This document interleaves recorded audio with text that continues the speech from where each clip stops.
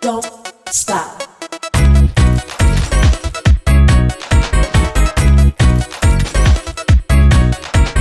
Don't stop. Temporal fossa.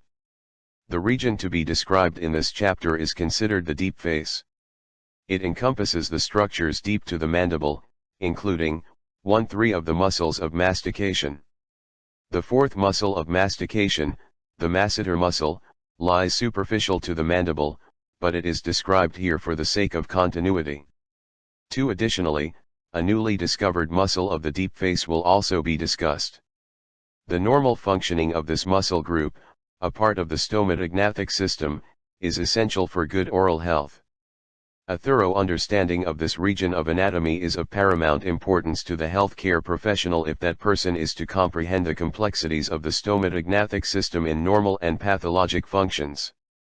It is imperative that a person diagnoslng and treating inadequate anesthesia, malocclusion, the maladies of pain, and the spread of infection in and about the oral cavity know her or his anatomy. 3. Located within the deep face are sensory branches of the maxillary and mandibular divisions of the trigeminal nerve which transmit sensory innervation from the teeth and associated structures of the upper and lower jaws, respectively. 4. In addition, the mandibular division provides sensory innervation to the temporomandibular joint, another component of the stomatognathic system. 5. The motor root of the trigeminal nerve unites with the mandibular division just outside the skull for distribution to the muscles of mastication and the few additional muscles developed within the first pharyngeal arch mesoderm. The vascular supply to this region similarly serves some of the oral cavity and teeth, in addition to supplying the temporomandibular joint, some parts of the ear, and the muscles of mastication. Temporal fossa. The temporal fossa is the region on the side of the head above the external ear canal, which is covered by the temporalis muscle. The side of the head anterior and superior to the ear is commonly called the temple. The skin, fascia, and portions of the extrinsic muscles of the ear in this region overlay the deeper fan-shaped temporalis muscle attached to the bones of the temporal fossa. 1. Superiorly, this fossa is bounded by the superior temporal line, whereas its inferior boundary is arbitrarily designated to be the zygomatic arch even though the temporalis muscle extends inferiorly below this arch into the infratemporal fossa. 2. The floor of the temporal fossa is formed by the bones of the side of the head portions of the frontal, sphenoid, temporal, and parietal bones. 3. The superior most extent of the origin of the temporalis muscle and its fascia marks these bones with the inferior and superior temporal lines, respectively. These lines begin at the zygomatic process of the frontal bone and arch posteriorly over the parietal bone before descending to the temporal bone and blending into the zygomatic process of this bone. Infratemporal fossa. The infratemporal fossa lies inferior to the zygomatic arch and deep to the mandible. The region inferior to the zygomatic arch and deep to the mandible is termed the infratemporal fossa. This irregular space, posterior to the maxilla which forms its anterior wall, is bounded laterally by the ramus and the coronoid process of the mandible, whereas its medial extent is the lateral pterygoid plate of the sphenoid bone. Superiorly, the fossa is limited by the infratemporal surface of the greater wing of the sphenoid bone and the very antero-inferior most portion of the temporal squama. The bony ridge extending across these two bones, known as the infratemporal crest, delineates the superior most extent of the roof of the fossa.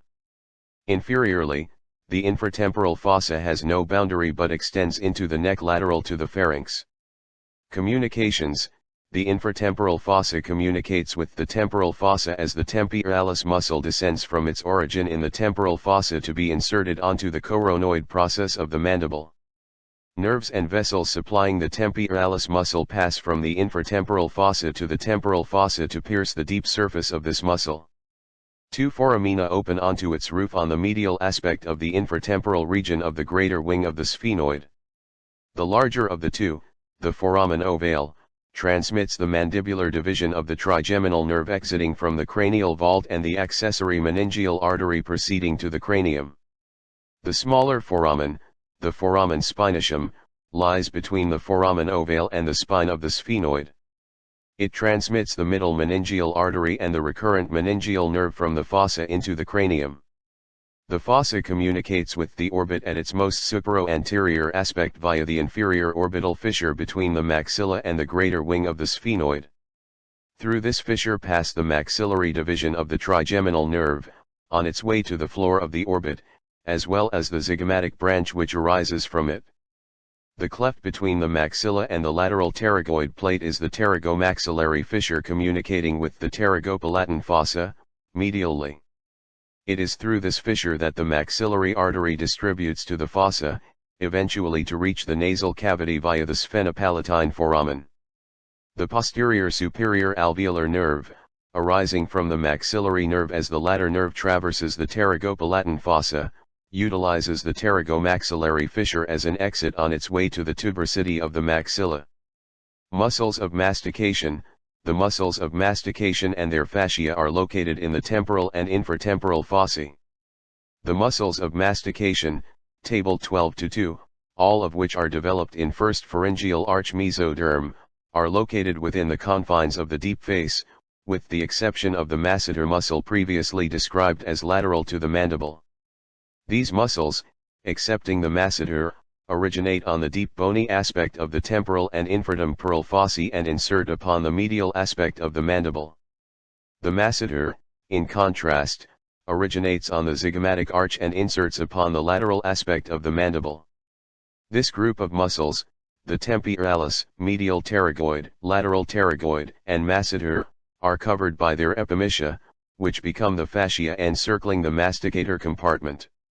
The masticator compartment contains the four muscles of mastication and the ramus of the mandible. Fascia, the fascia covering the muscles of mastication and the parotid gland are all divisions of the deep fascia. This fascia completely surrounds the muscles of mastication and encircles the ramus of the mandible. It splits to cover the pterygoid muscles, joins again, and then attaches to the stylomandibular ligament, assisting in the formation of the sphenomandibular ligament. The temporal fascia spans from the superior temporal line over the temporalis muscle to attach to the zygomatic arch on both its medial and lateral surfaces. The parotidiomasteric fascia, attached cranially to the zygomatic arch, splits to encompass the parotid gland as it passes on the lateral surface of the masseter muscle to become continuous with the deep cervical fascia about the suprahyoid muscles.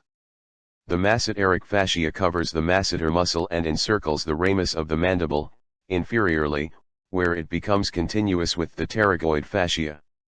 Both the lateral and medial pterygoid muscles are enclosed by the pterygoid fascia.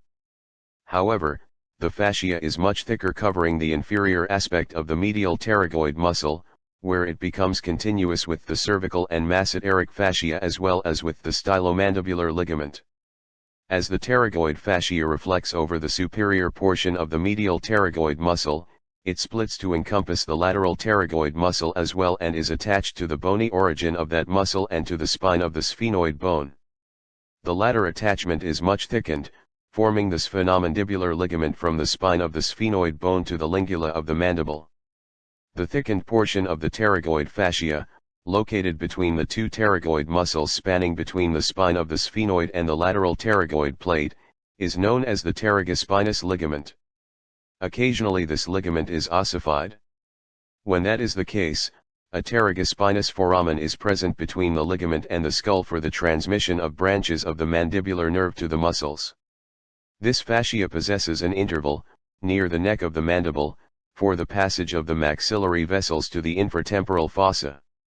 Lying between the temporalis and over much of the surface of the pterygoid muscles is the venous pterygoid plexus, connecting many of the venous tributaries both inside and outside the cranial cavity, face, deep face, orbit, and nasal cavity. Temporalis muscle, the temporalis, a muscle of mastication, originates in the temporal fossa and inserts onto the coronoid process of the mandible. The temporalis muscle is a fan-shaped muscle originating on the bones of the broad temporal fossa.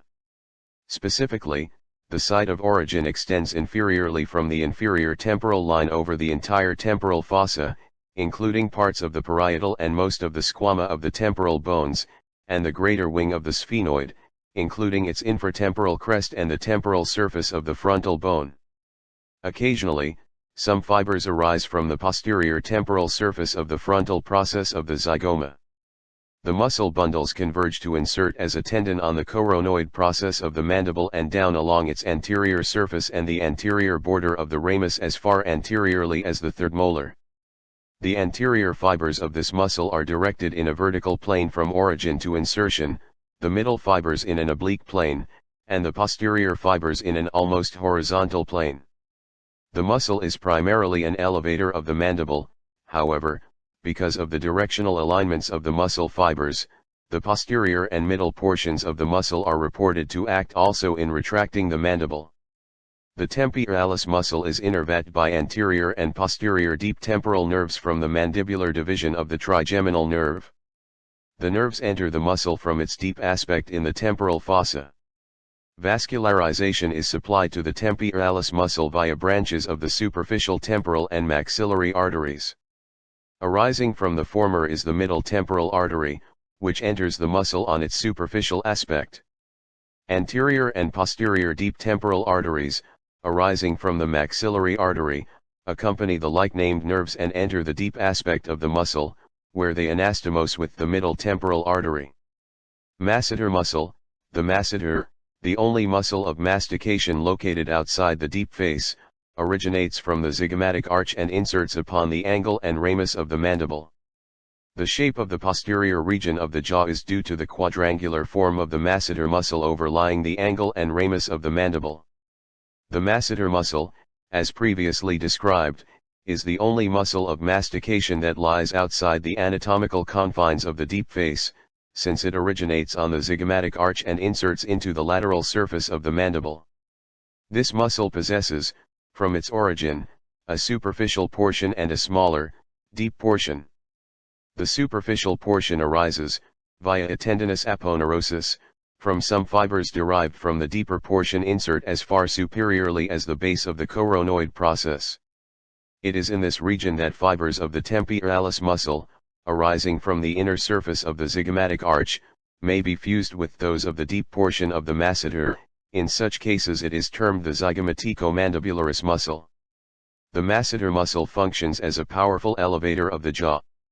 The superficial fibers act to direct a powerful force on the molars, whereas the deep fibers, more vertically directed, effect a retractive force, especially in closing the jaws.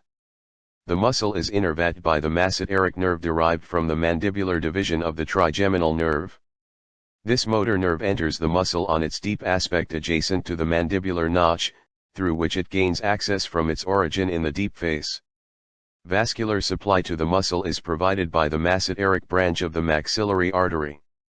The artery and vein accompany the nerve in its path to the muscle.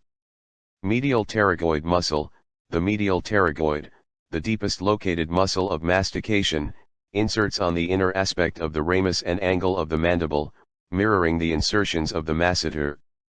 The medial internal, pterygoid muscle, originating in the deepest aspect of the deep face, inserts onto the medial aspect of the ramus and angle of the mandible. Thus, it is anatomically and functionally a counterpart to the masseter muscle.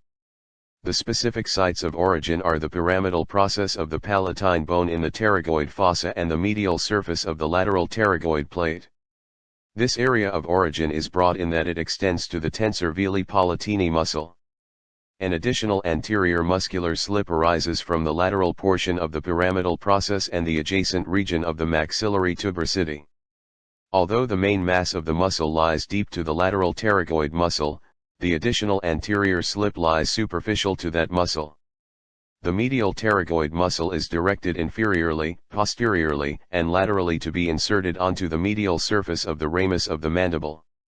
The insertion site lies between the mandibular angle, the mylohyoid groove, and the mandibular foramen. The sphenomandibular ligament marks the superior-most extent of the insertion.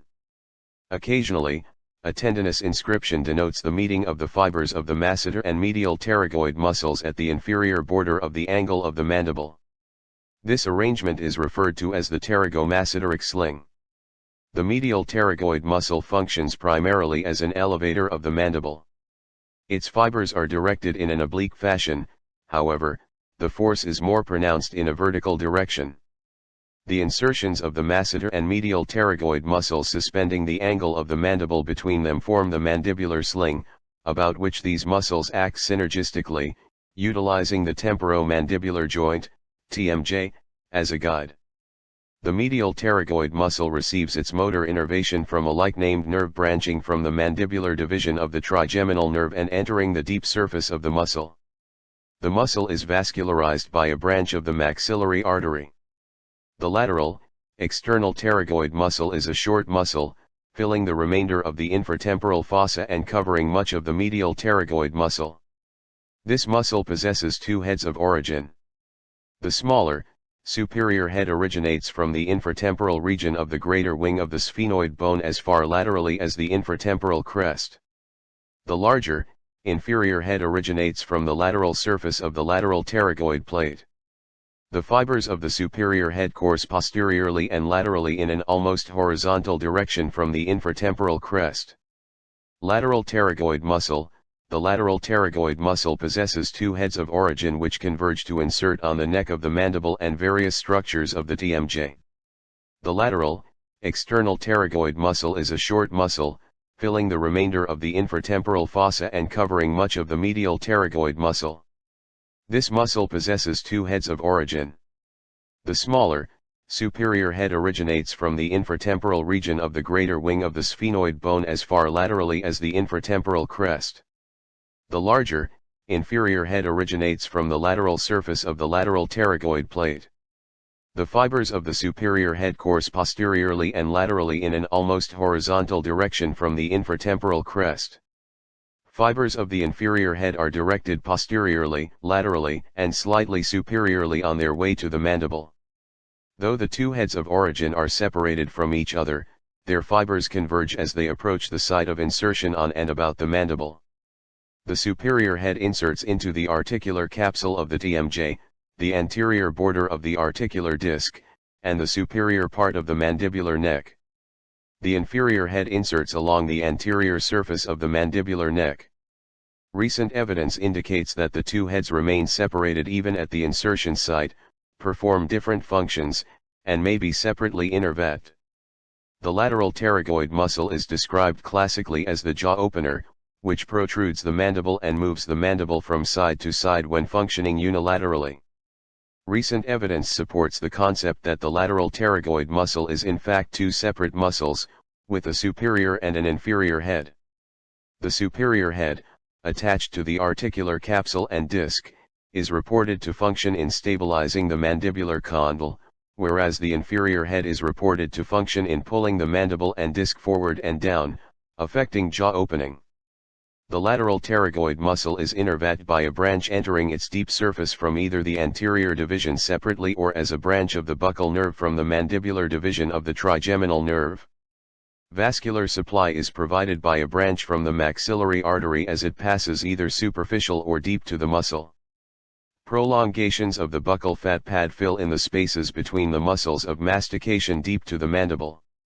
The TMJs are bilateral in that they are formed by the heads of the condyles of the mandible as each articulates with the bilateral temporal bones of the skull at the articular eminence of their zygomatic processes. Interposed between these articulating surfaces is a connective tissue disc that is reinforced by muscle attachment, ligaments, and a strong capsule. The forces that act upon this joint, resulting in opening and closing the mouth as well as side-by-side motions for chewing, are produced by the bilateral muscles of mastication. The origins and insertion sites of these muscles on the mandible dictate the joint function. Generally, the functions are for opening or closing the jaw. However, subtle variations exist when muscles are acting antagonistically or synergistically with other muscles on one side or the other or on both sides. Sphenomandibularus, recently an additional muscle, the sphenomandibularus, was discovered in the deep face. Previously this muscle was described to be a part of the temporalis muscle, however, careful dissections have demonstrated it to be a separate entity. The sphenomandibularus muscle originates from the infratemporal surface of the greater wing of the sphenoid and has a tendinous insertion onto the temporal crest of the mandible. The vascular supply of this muscle is derived from small branches of the maxillary artery, in common with vessels destined for the medial pterygoid muscle. Its nerve supply has not as yet been determined. Temporomandibular disorder: there are instances when the TMJ malfunctions, a term referred to as temporomandibular disorder, TMD. The symptoms are many and include, but are not restricted to, the following: tender, sore jaw muscles, muscles of mastication, pain at opening or closing the jaw, inability to open or close the jaw, pain upon clenching, unusual headaches, clicking or grinding noise when chewing or yawning, and crunching sounds when chewing. The causes of TMD are not always clear but may include bruxing, grinding the teeth when asleep, clenching during periods of stress, injury to the face and/or jaw, fractured mandible, whiplash, rheumatoid arthritis, unequal jaw growth, malocclusion, missing teeth, poor fit dentures, and periodontal disease. Any one or combination of these events may produce acute TMD that, if left to progress to a chronic state, may be difficult to manage and may eventually cause the addition of psychological factors to the problem. Persons experiencing TMD symptoms should consult a dentist or a TMD specialist. Structures of the deep face receive their vascular supply from branches of the maxillary artery. The vascular supply to the entire region of the deep face is provided by branches of the maxillary artery along with a small contribution from the middle temporal artery to the superior surface of the temporalis muscle. Maxillary artery: the maxillary artery, a terminal of the external carotid artery, courses deep to the mandible and passes through the parotid gland. The artery is described as consisting of 3 portions and terminates as several branches within the pterygopalatine fossa. The maxillary artery, Table 12-3, the larger of 2 terminals of the external carotid artery, arises from that artery deep to the neck of the mandible embedded within the substance of the parotid gland. The artery immediately turns anteriorly, passing between the mandibular ramus and the sphenomandibular ligament on its way to the pterygopalatine fossa, where it subsequently divides into terminal branches. Along its course to that fossa, it provides branches to the ear, TMJ, meninges, muscles of mastication, teeth, and supporting structures of the mandible, buccinator muscle, cheek, and mucous membrane of the mouth. Terminals, branching from the artery while it is within the pterygopalatine fossa, serve the teeth and supporting tissues of the maxilla, the nasal cavity, and the palate. The major terminal enters the floor of the orbit as the infraorbital artery, which eventually exits upon the face. The following discussion is confined mostly to descriptions of the artery and its branches supplying the structures of the deep face. Excluding a few exceptions, the terminal branches have been or will be detailed in the appropriate chapters. The maxillary artery is described as consisting of 3 segments as it courses through the mandibular, pterygoid, and pterygopalatine regions. Mandibular portion: the mandibular portion of the maxillary artery, located deep to the mandible, sends branches to the meninges, to the mandibular teeth, mylohyoid muscle, and supporting tissues, and to the lower lips as well as to the chin to anastomose with branches from other sources. The mandibular portion runs behind the mandible between the ramus and the sphenomandibular ligament.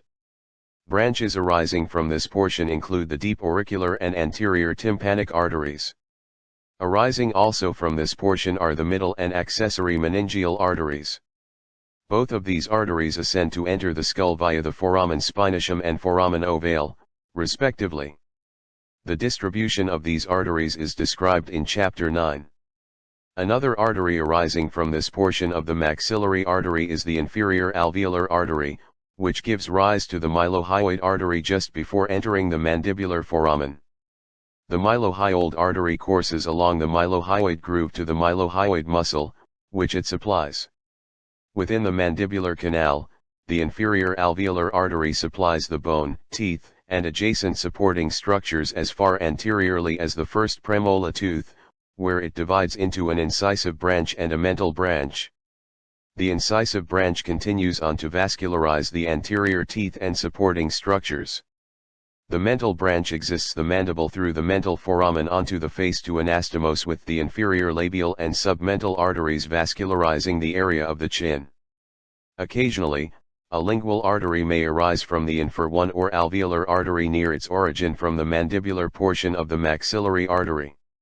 When present, this artery will descend to assist in vascularizing the mucous membrane of the mouth. Pterygoid portion. The pterygoid portion of the maxillary artery vascularizes the muscles of mastication and the buccinator muscle. Branches arising from the pterygoid segment of the maxillary artery are responsible for vascularizing the muscles of mastication and the buccinator muscle. The course of this portion of the artery is not constant, since it may pass either superficial or deep to the lateral pterygoid muscle. The masseteric artery, arising from this portion of the maxillary artery, passes through the mandibular notch to enter the masseter muscle. The anterior and posterior deep temporal arteries accompany the like-named nerves to enter the deep surface of the temporalis muscle, anastomosing with the middle temporal branch of the superficial temporal artery. Short pterygoid arteries arise from this portion to vascularize the medial and lateral pterygoid muscles as well as the sphenomandibularus muscle. The buccal artery accompanies the buccal nerve as it passes to and enters the buccinator muscle. Although the buccal nerve does not innervate this muscle, the buccal artery vascularizes it, as well as the adjacent skin and mucous membrane of the mouth. This artery anastomoses with the facial and infraorbital arteries. Pterygopalatal portion. The pterygopalatal portion of the maxillary artery enters the pterygopalatal fossa and terminates in several branches that supply the maxillary molar and premolar teeth, supporting tissues, and the maxillary sinus. This portion of the maxillary artery enters the pterygopalatal fossa via the pterygomaxillary fissure. As the vessel enters the fossa to terminate into several arteries, the posterior superior alveolar artery arises from it and descends over the maxillary tuberosity to enter the posterior superior alveolar foramen with the like-named nerve. This artery vascularizes the molar and premolar teeth, adjacent supporting tissues, and the maxillary sinus. Pterygoid plexus and maxillary vein. The pterygoid venous plexus lying on the surfaces of pterygoid muscles and within spaces of the deep face receives tributaries from a number of sources, including all of the venous branches that accompany the named branches of the maxillary artery. The pterygoid plexus of veins is a massive network of venous channels lying on and about the surfaces of the lateral and medial pterygoid muscles and extending into the spaces of the deep face within the infratemporal fossa. The plexus receives venous tributaries from vessels corresponding to the named arteries branching from the maxillary artery. This plexus is in direct or indirect communication with a vast area, including the cranial cavity and cavernous sinus, the nasal cavity, orbit, paranasal sinuses, facial vein, deep facial veins, and angular veins. The maxillary vein is the short venous trunk that accompanies the maxillary artery as it lies behind the mandible. This vein serves to connect the pterygoid venous plexus with the superficial temporal vein, thus forming the retromandibular vein. Anesthesia. Improper administration of anesthesia for a maxillary molar tooth may cause the needle to puncture the pterygoid venous plexus, resulting in a hematoma with noticeable swelling. The needle tract may permit the spread of a possibly fatal infection to the cavernous sinus. Most of the sensory innervations and all of the motor innervation to the structures of the deep face are supplied by branches of the mandibular division of the trigeminal nerve. Trigeminal nerve. The trigeminal nerve, cranial nerve V, has three divisions: ophthalmic, maxillary, and mandibular. Most of the structures of the deep face are supplied by branches of the mandibular division, with only a small contribution from the maxillary division. Mandibular division. The mandibular division of the trigeminal nerve is the only division that contains both sensory and motor component. The unit outside the foramen ovale to form the trunk of the mandibular nerve. The mandibular division of the trigeminal nerve exits the cranium via the foramen ovale. Motor and sensory roots pass individually through the foramen before uniting into a trunk within the infratemporal fossa. The trunk is very short and it divides into two major divisions. The anterior division is mostly motor with some sensory branches, whereas the posterior division is mainly sensory with some motor branches. Two branches arise from the trunk, the meningeal branch and the medial pterygoid nerve. The meningeal branch re-enters the cranial cavity through the foramen spinatum in company with the middle meningeal artery. Within the cranial cavity, 1T provides sensory innervation to the dura mater. The medial pterygoid nerve arises from the medial aspect of the trunk, passing through the adjacent otic ganglion on its way to the medial pterygoid muscle. Two small branches arise from the medial pterygoid nerve close to its origin and are named, the nerve to the tensor tympani and the nerve to the tensor veli palatini. The former passes to the auditory tube and onto the same named muscle in the middle ear cavity. The latter nerve enters the tensor veli palatini muscle near its origin. Anterior division. The anterior division of the mandibular nerve, mostly motor, innervates all of the muscles of mastication except the medial pterygoid muscle. It also contains sensory nerves to the skin and mucous membranes of the cheek. The anterior division of the mandibular nerve provides motor innervation to all the remaining muscles of mastication, with the possible exception of the sphenomandibularus muscle. This division also contains a sensory component for the skin and mucous membrane of the cheek. Arising from this division are the masseteric, deep temporal, lateral pterygoid, and buccal nerves. The masseteric nerve passes superior to the lateral pterygoid muscle and then laterally to the mandibular notch, sending a twig to the TMJ before gaining access to the deep portions of the masseter muscle. The deep temporal nerves, usually an anterior and posterior, sometimes an intermediate also, ascend between the two heads of the lateral pterygoid muscle to enter the deep surface of the temporalis muscle. Occasionally, these nerves may arise from either the masseteric or buccal nerves.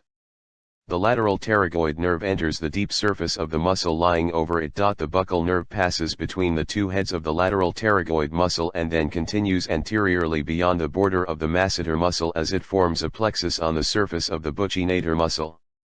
Here it freely communicates with the facial nerve, sending sensory branches with the facial nerve to supply the skin over the cheek.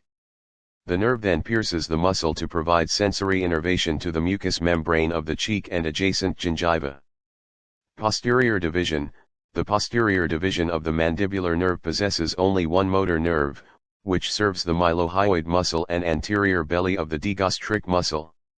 Sensory components serve the meninges, the TMJ, mandibular teeth, and supporting tissues, skin of the temple region, ear, and tympanic membrane, and anterior 2/3 of the tongue. It also communicates with the facial and glossopharyngeal nerves. The posterior division of the mandibular nerve is mostly sensory, possessing but one motor nerve, the mylohyoid nerve, that supplies innervation to the mylohyoid muscle and the anterior belly of the digastric muscle. Arising from this division are the auriculotemporal, lingual, and inferior alveolar nerves. The auriculotemporal nerve arises from the posterior division of the mandibular nerve, usually as two roots that join after encircling the middle meningeal artery just before that artery enters the foramen spinatum. The auriculotemporal nerve then courses deep to the lateral pterygoid muscle as it passes posteriorly deep to the parotid gland. The nerve then surfaces between the auricula and the temporomandibular joint below the zygomatic arch. It subsequently passes superficial to the zygomatic arch, along with the superficial temporal artery, to be distributed to the side of the head. Near its origin, the auriculotemporal nerve receives communications from the otic ganglion. These are postganglionic parasympathetic fibers to be distributed to the parotid gland via the auriculotemporal nerve. As the nerve passes through the gland, these fibers will leave it to provide secretomotor innervation to the gland. The preganglionic fibers are a part of the glossopharyngeal nerve and reach the otic ganglion via the lesser petrosal nerve. The auriculotemporal nerve communicates also with the facial nerve within the substance of the parotid gland. These sensory fibers are communicated to the facial nerve for further distribution over the face. As the auriculotemporal nerve passes by the ear and the TMJ, it provides the anterior auricular branches to the skin of the anterior portion of the ear and the external acoustic meatus and articular branches to the joint. Superior to the zygomatic arch, the nerve branches into superficial temporal nerves which distribute to the skin of the side of the head. The lingual nerve arises deep to the lateral pterygoid muscle and descends to pass superficially over the medial pterygoid muscle as it courses anteriorly to enter the submandibular region. The lingual nerve is joined by the chorda tympani nerve while it is under the cover of the lateral pterygoid muscle. The chorda tympani nerve, a branch of the facial nerve, makes its appearance in the deep face at the spine of the sphenoid. The nerve carries special sensory fibers for taste and preganglionic parasympathetic fibers destined for the submandibular ganglion. The lingual nerve provides general sensation to the anterior 2/3 of the tongue, adjacent areas of the mouth, and the lingual gingiva. Special sensory taste fibers from the chorda tympani are distributed to the anterior 2/3 of the tongue by the lingual nerve. Preganglionic parasympathetic fibers leave the nerve at the submandibular ganglion, where they synapse on postganglionic parasympathetic cell bodies whose secretomotor fibers are distributed to the submandibular, sublingual, and minor salivary glands in the floor of the mouth. The inferior alveolar nerve originates deep to the lateral pterygoid muscle and lateral to the lingual nerve. This nerve passes between the sphenomandibular ligament and the ramus of the mandible to enter the mandibular foramen. Inside the mandibular canal, the nerve distributes to the mandibular teeth, supporting structures, and gingiva. A branch of the inferior alveolar nerve, the mental nerve, emerges from the mental foramen to provide sensory innervation to the skin of the chin and lower lip. Incisive branches continue anteriorly in the mandibular canal to innervate the canine and incisor teeth, supporting structures, and gingiva. Just before the inferior alveolar nerve enters the mandibular foramen, it gives off the mylohyoid nerve, the only motor component of the posterior division. This motor nerve courses along the groove for the mylohyoid nerve before it enters the mylohyoid muscle. Upon crossing its superficial surface, the nerve also provides motor innervation to the anterior belly of the digastric muscle. Maxillary division. The maxillary division of the trigeminal nerve may be observed in the deep face as it passes through the pterygopalatine fossa. Here a small branch leaves the nerve and courses along the maxillary tuberosity to provide sensory innervation to the mucous membranes of the cheek. A division of this branch enters the posterior superior alveolar foramen to supply the maxillary sinus, gingiva, supporting tissues, and the three molars. A small contribution from the maxillary division of the trigeminal nerve is observed in the deep face.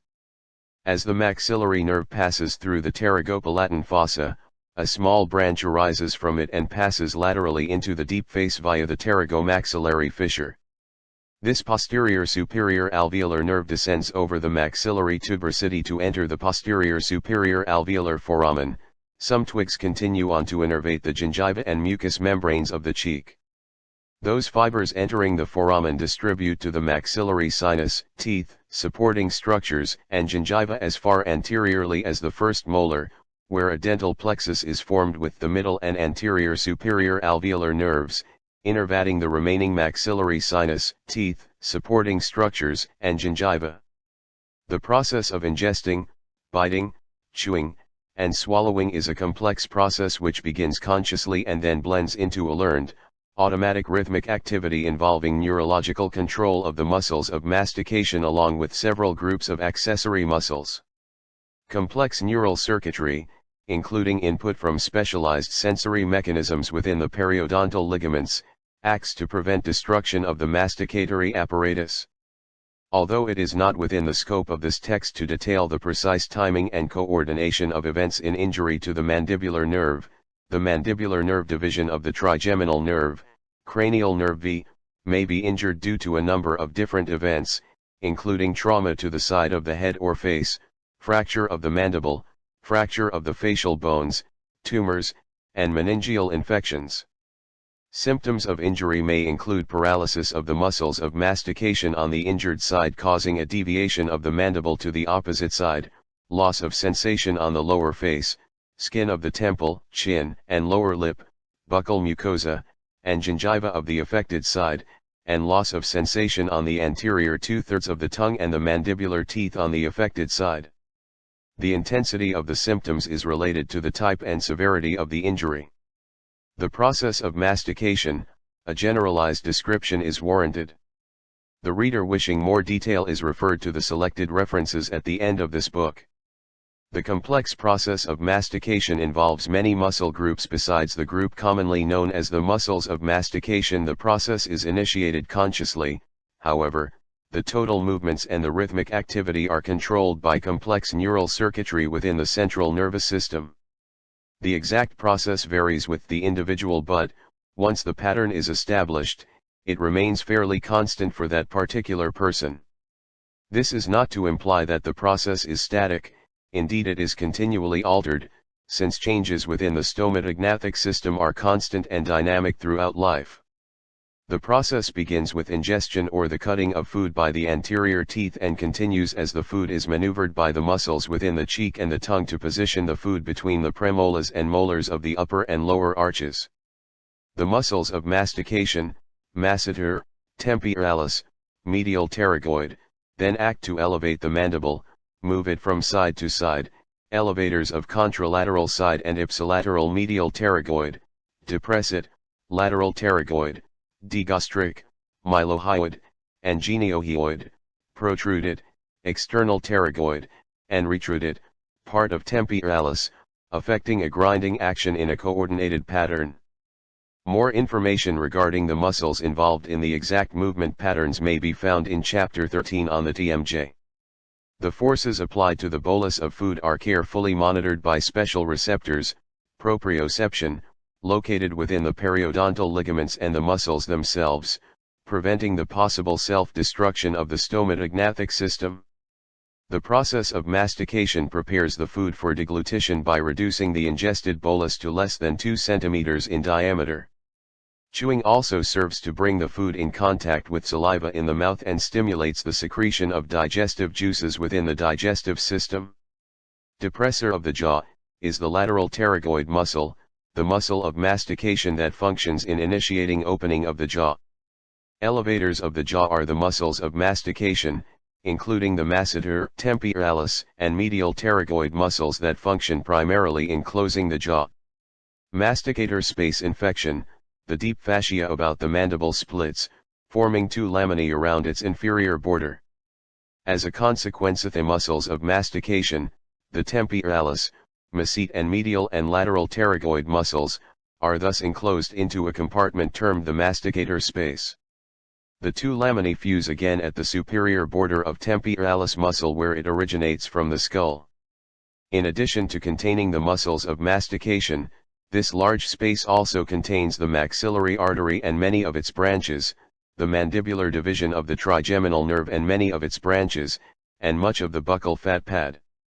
The masticator space also communicates with many other spaces within the head and neck which may contribute to the spread of infections and or neoplasms from the oral cavity.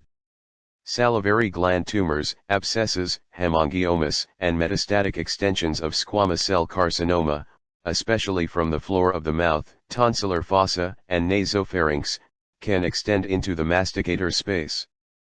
Persons suspected of having masticator space infections are very ill and need immediate medical attention. The zygomatic process of the maxilla and the anterior 2/3 of the inferior border of the zygomatic arch. The smaller deep portion arises from the inferior border of the posterior 1/3 of the zygomatic arch and from along its entire medial aspect. It is reported that the origin of superficial portion is limited posteriorly by the zygomatico-temporal suture. The origin of the deep portion is limited posteriorly by the anterior slope of the articular eminence of the zygomatic arch. The fibers of the superfacial and deep portion of the muscle fuse to become inserted on the mandible, broadly covering the angle with some of the ramus and the body as far anteriorly as the region directly below the last molar.